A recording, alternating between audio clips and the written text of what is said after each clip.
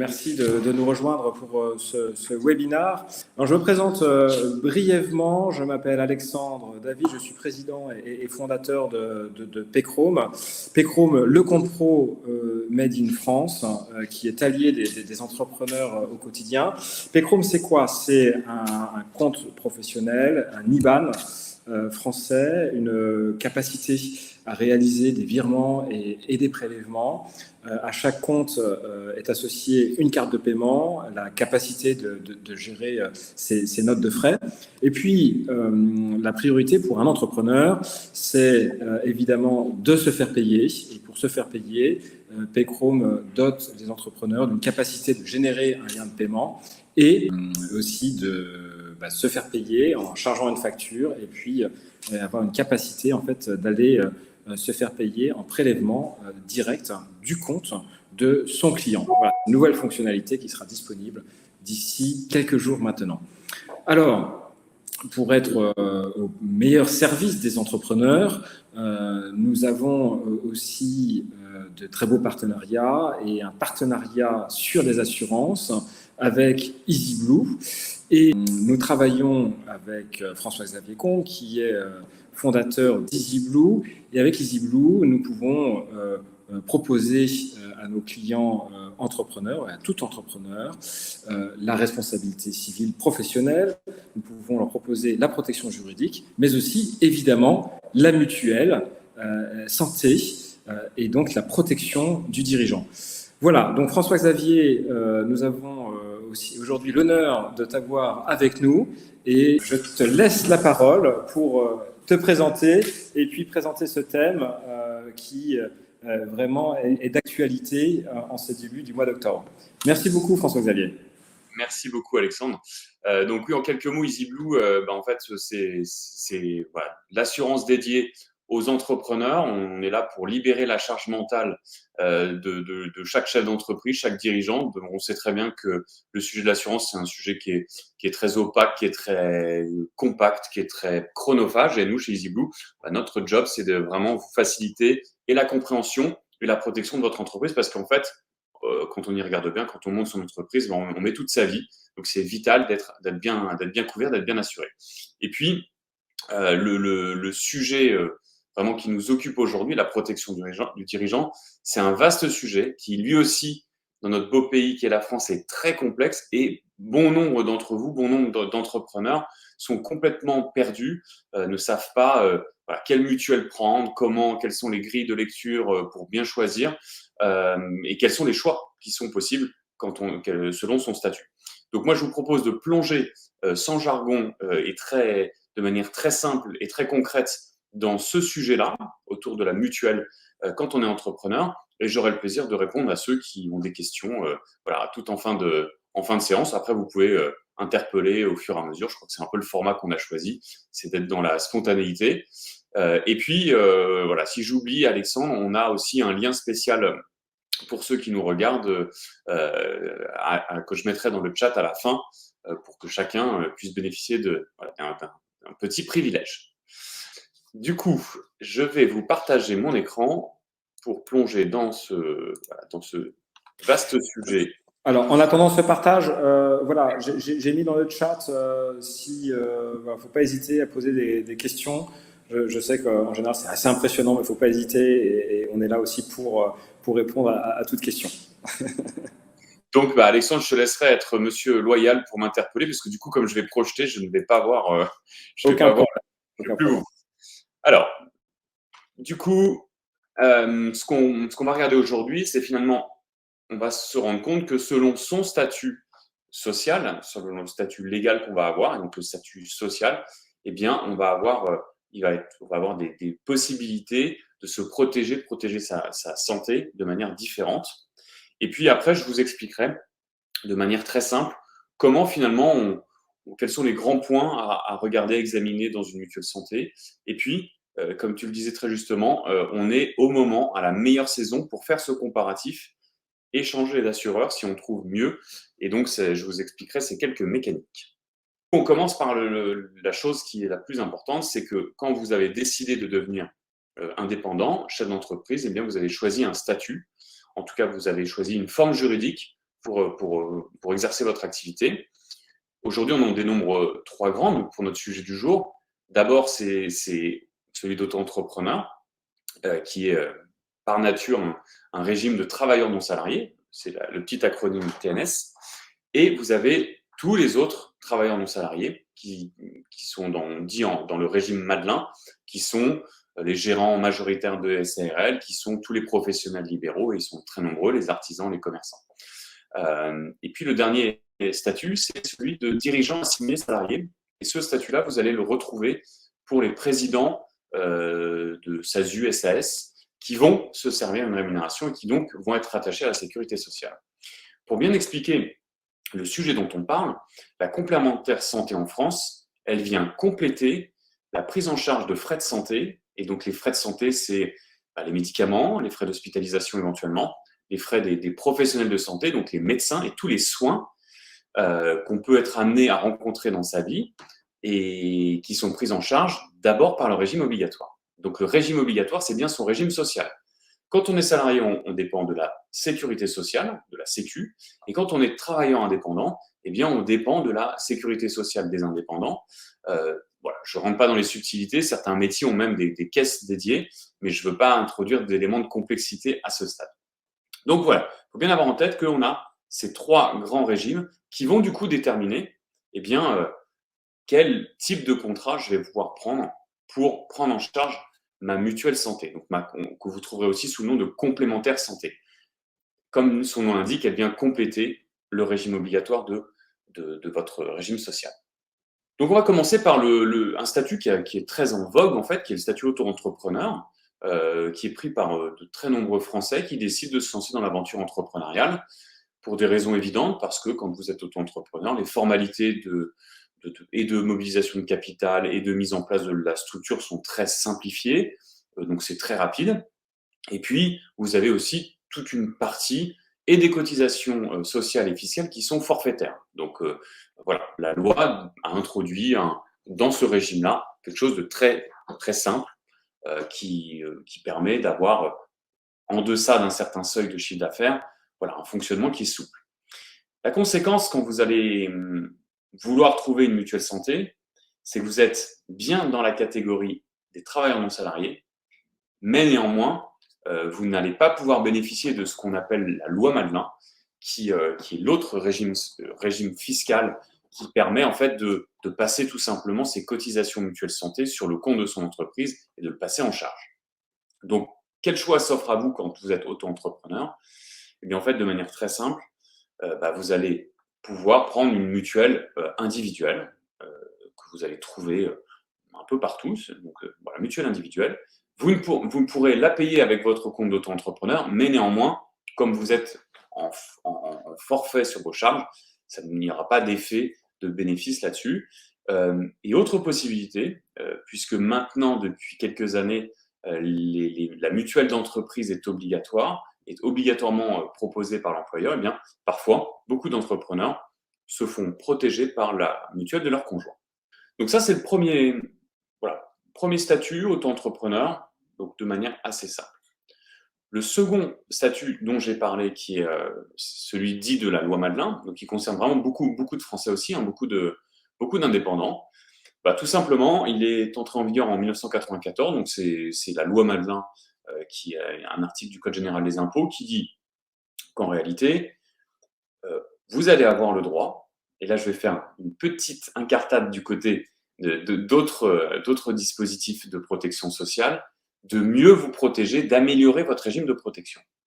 Et non seulement sur la mutuelle santé, mais aussi sur les assurances qui vont vous permettre de couvrir votre arrêt de travail quand on est en régime TNS. Malheureusement, le régime est assez peu protecteur, le régime de base.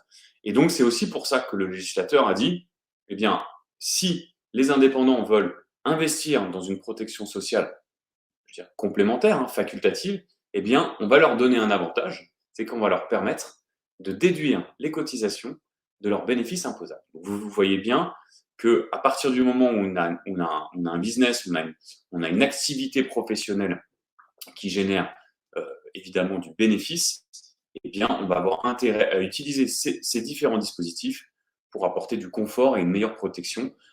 D'autant plus que très souvent, eh bien, tous les indépendants dont on parle, eh bien, ils sont très souvent, en fait, la seule force de travail de leur entreprise.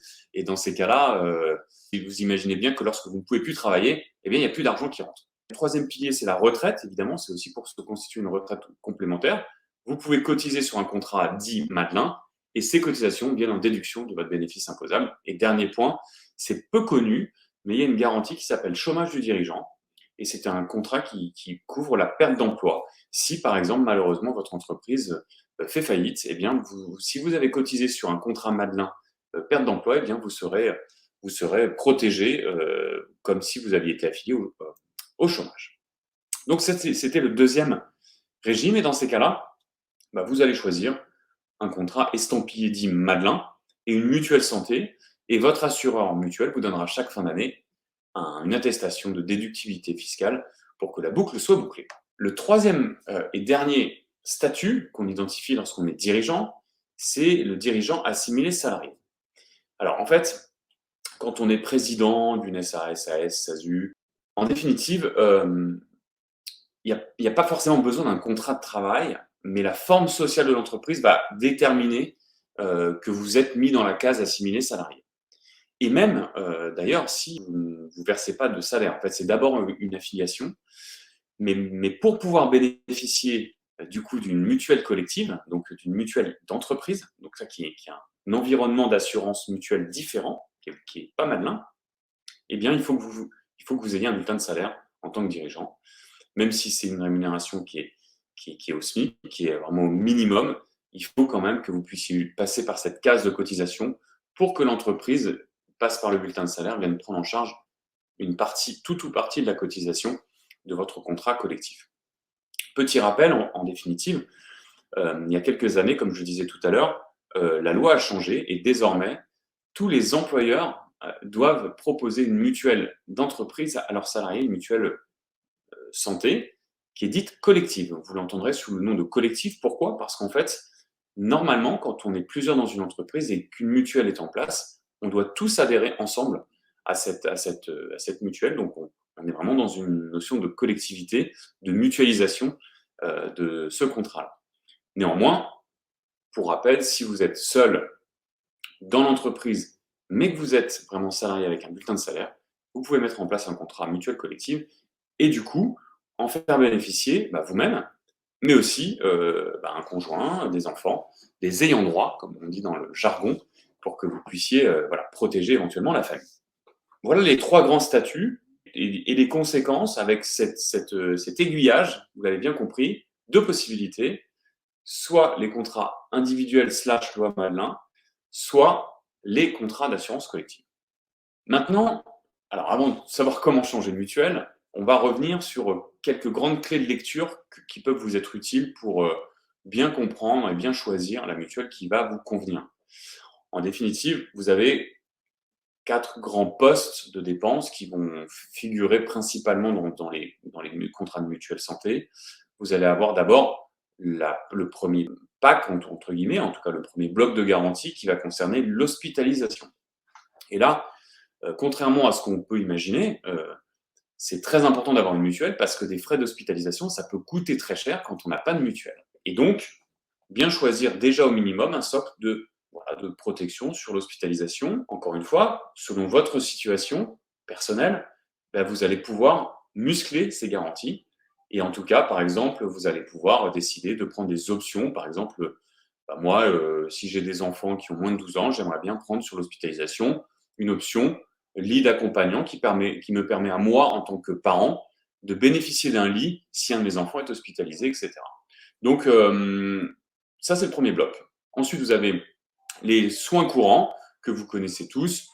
Donc là, on va avoir dans les soins courants le médecin généraliste, le spécialiste, etc. Le troisième, vous allez avoir l'optique. Et le quatrième, vous allez avoir le dentaire. C'est des postes qui sont très importants parce que, évidemment, selon que vous portez des lunettes, selon le degré de correction dont vous avez besoin, eh bien, vous n'allez pas choisir la même mutuelle. tous les remboursements sont exprimés dans un joli jargon en France qui est un pourcentage du BR, donc de la base de remboursement de la Sécu.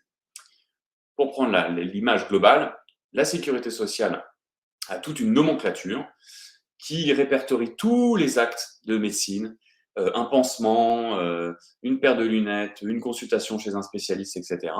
Et on détermine une grille de tarifs qui est la base de remboursement. Et ensuite, la sécurité sociale va en prendre un pourcentage. Donc, par exemple, sur une consultation de généraliste, elle va prendre 70% de la base de remboursement. Et la mutuelle va prendre le complément ou plus. Et c'est là où, dans le ou plus, va vous permettre d'avoir une mutuelle plus ou moins couvrante. Parce que si je prends le plus, ça veut dire que si mon généraliste dépasse les 23 € de la consultation de la nomenclature Sécu, eh bien, vous allez pouvoir avoir une prise en charge un peu supérieure. Le dentaire, c'est aussi très important. Et puis après, vous avez des petites garanties qui sont un peu satellites, mais qui vont aussi dépendre beaucoup de votre situation. La médecine douce, est-ce que vous êtes, vous, utilisateur d'un ostéopathe ou de ce genre de médecine? Eh bien, c'est un poste à regarder. Combien de consultations et à quel montant la mutuelle va me rembourser? Et la pharmacie est souvent un non-sujet parce que toutes les mutuelles prennent à 100% la pharmacie. Donc ça, vous attardez pas sur ce point de comparaison.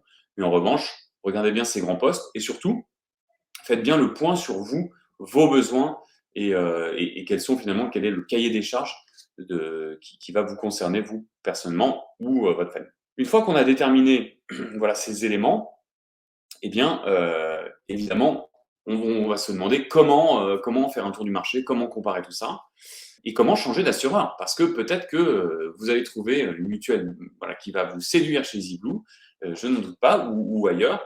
Et là, on est exactement dans le moment, on est dans un bon moment pour le comparer sur les assurances pro en général.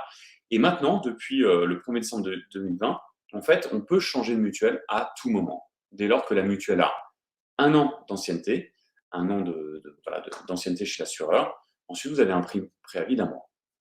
Chez EasyBlue, nous prenons en charge toutes les démarches administratives qui peuvent être parfois un peu rebutantes. On se dit, bon, moi, j'ai pas le temps de faire ça. On en a conscience. Donc, c'est aussi pour ça que chez EasyBlue, on prend en charge gratuitement toutes ces formalités de résiliation. Et la plus grande invitation que je puisse vous faire, c'est finalement d'aller faire ce comparatif. D'abord de regarder votre situation et ensuite d'aller faire le tour. Chez nous, on a choisi aussi de tout digitaliser dans cette philosophie de vous faire gagner du temps et de vous permettre aussi de paramétrer au maximum la mutuelle qu'on propose. Et donc, je vais vous donner dans le chat un lien qui va vous permettre d'aller faire ce comparatif et en plus de bénéficier d'un premier mois de cotisation offert chez EasyBlue. Voilà. Super, merci beaucoup. Alors, ce comparatif utilise Henri, c'est ça? Oui, c'est ça. C'est notre conseiller qui s'appelle Henri, qui est le conseiller de tous nos clients entrepreneurs. Voilà, c'est le même moteur qui va permettre, dans la même philosophie, d'accompagner l'entrepreneur pour trouver la meilleure formule pour lui. J'ai 2 questions qui me sont venues quand tu as présenté. Parce que nous, en fait, c'est vrai qu'on a beaucoup d'entrepreneurs qui sont clients et quand on leur parle de la mutuelle santé, ils font référence à la mutuelle du conjoint. Ouais. Mais par rapport à ce que tu as présenté, la mutuelle du conjoint ne va pas forcément couvrir le travailleur non salarié sur la retraite complémentaire ou sur l'arrêt de travail. Il faut bien distinguer 2 choses. L'arrêt de travail, c'est une assurance qui va couvrir une perte de revenus. Donc, c'est l'entrepreneur qui se casse les 2 jambes et qui ne peut plus aller visiter ses clients. Encore une fois, on sait très bien que quand on est à son compte, c'est pas une rhino, c'est pas une petite. Voilà, on continue à travailler quand on est un peu malade, mais en revanche, il y a souvent le syndrome de l'invincibilité. On se dit quand on est à son compte, on est tellement enthousiaste que de toute façon, il ne nous arrivera jamais rien. Oui, parce qu'en fait, moi, j'ai des cas autour de moi, malheureusement, de garçons de 25 ans qui sont des indépendants, qui ont attrapé un parasite en voyage en Afrique et qui se sont retrouvés sans aucune couverture sociale à manger toute leur épargne et à ne plus pouvoir travailler. Et quand on est à son compte et qu'on ne peut plus facturer, on n'a plus de revenus. C'est une conséquence sur laquelle il faut avoir vraiment conscience. Ça s'appelle dans le jargon des assureurs la prévoyance et ça couvre l'arrêt de travail. Ça veut dire le remplacement de mon revenu. Sur la mutuelle santé, on est bien sur une problématique de coût de soins, de prise en charge des soins. Et là aussi, ça peut coûter très cher. Ça peut être des traitements, ça peut être des séjours à l'hôpital, ça peut être aussi la consultation de spécialistes, etc. Quand on est rattaché à la mutuelle du conjoint, oui, on est couvert pour la mutuelle, pour les frais de santé, mais jamais, évidemment, pour ce qui va concerner l'arrêt de travail. Donc, vous ne ferez jamais l'économie de vous protéger au moins déjà sur la prévoyance, sur l'arrêt de travail. Et après, c'est à vous de juger de l'opportunité. Là, on a eu la semaine dernière un client qui fait le mouvement inverse, c'est-à-dire qu'il dit, moi, j'ai mon entreprise, voilà, les affaires marchent bien. Plutôt que ça soit prélevé, en gros, que la cotisation soit prélevée sur le salaire de ma femme, eh bien, en fait, moi, je vais rapatrier toute la famille, je vais ouvrir un contrat TNS individuel sur mon entreprise et je fais un peu d'optimisation de résultats, tout simplement, parce que plutôt que de payer de l'impôt sur ce résultat, eh bien, en fait, on va faire un petit levier d'optimisation là-dessus et rentrer toute la famille. Merci, c'est très intéressant. Et j'ai une autre question aussi sur le dirigeant assimilé salarié. Oui. Tu évoquais cette assurance collective. Donc, par Easy Blue, en fait, on peut souscrire une collective aussi, donc non seulement pour le dirigeant, mais pour l'ensemble des salariés. Parce que, Oui. par exemple, je suis demain entrepreneur avec une SAS et 5 salariés. Donc, je peux, avec Easy Blue, souscrire une assurance, non seulement pour moi en tant que dirigeant, mais aussi pour l'ensemble de mes salariés. C'est bien le cas. En fait, sur le sujet de la mise en place d'une mutuelle collective, on va raisonner par statut. Donc, soit je mets en place un contrat d'assurance mutuelle qui est ce qu'on appelle ensemble du personnel, donc toutes les équipes, quel que soit le statut, qu'il soit cadre ou non cadre. Et tout le monde est sur un régime de mutuelle santé avec des garanties qui sont les mêmes, avec des cotisations qui sont les mêmes. Après, certaines entreprises qui choisissent aussi de mettre deux collèges, le collège des cadres et le collège des non-cadres. Donc après, c'est regarder avec sa convention collective. Et oui, chez Easy Blue, on peut tout à fait accompagner les chefs d'entreprise qui le désirent sur ces sujets-là. Voilà, on en accompagne tous les jours. Aujourd'hui, ce ne sont pas encore des parcours qui sont digitalisés chez nous, mais on a des conseillers experts qui sont capables d'accompagner très bien les clients qui le souhaitent. Très bien, écoute, c'est très intéressant, merci beaucoup. Donc on prend bien note de ce lien Oui, qui est dans le chat. Envoyé. Et on a une personne qui nous dit, est-ce que la mutuelle commence à couvrir du premier jour? Alors, il y a un sujet qui s'appelle les délais de carence qui peuvent exister, ça c'est un point de vigilance. C'est-à-dire que si vous prenez, vous étiez dans une mutuelle assurée à un niveau, je vais dire, je sais pas, 150, et que vous décidez de tripler vos garanties en passant à 450 ou à 500 de la Sécu, l'assureur peut se réserver, le nouvel assureur peut se réserver un petit délai d'attente sur la prise en charge de certains postes de dépenses, parce qu'évidemment, c'est pour un peu éteindre l'effet d'opportunité de consommation qui ferait que là, ça tue un peu la mutualisation. Si on arrive juste parce que je vais changer toutes mes dents, je vais consommer un max et l'année prochaine, je vais prendre une toute petite mutuelle. Donc, c'est l'effet aussi du marché qui maintenant permet une plus grande fluidité de résiliation. Il y a parfois des contrats qui ont des délais de carence, mais de manière générale, en tout cas chez nous, il n'y en a pas. La garantie prend au premier jour, évidemment, où vous avez souscrit. Bon, merci beaucoup pour tout ce complément et vraiment l'excellence parce que c'est pas évident l'exercice en 20 minutes, une demi-heure de présenter un sujet qui est aussi complexe. Donc voilà, merci beaucoup parce que ça peut être aussi assez rebutant. Et donc merci parce que tu transmets aussi une passion du service au client et donc cette protection du dirigeant, de sa famille, de ses collaborateurs est un sujet qui est absolument crucial et qu'il ne faut pas oublier. Et ce que tu nous dis, c'est que c'est l'époque, c'est en ce moment que ça se passe. Et donc, il faut souscrire pour être bien protégé en 2022. Voilà, notre intervention touche à sa fin. Merci beaucoup et à très bientôt. Merci beaucoup.